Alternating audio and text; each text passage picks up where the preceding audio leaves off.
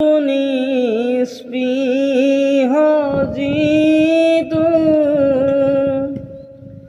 সেহি ভকত কনমু ৰসময় মাগো ভকতি।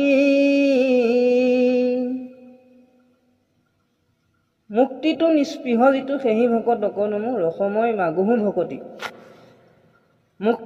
মুক্তি মানে হৈছে মুখ্য। মুখ্যৰ প্ৰতি যিজন আগ্ৰহী নহয়, অৰ্থাৎ যিজনে কেৱল ভক্তিৰ পথ লৈছে, তেওঁক প্ৰণাম। ইংগিত দিছে যে প্ৰকৃত ভক্তই মুক্তিৰ আশা নকৰে, কেৱল ঈশ্বৰৰ চৰণত নিস্বাৰ্থভাৱে নিজক সমৰ্পণ কৰে। প্ৰকৃত ভক্তিৰ আনন্দ ঈশ্বৰৰ নাম গুণ স্মৰণত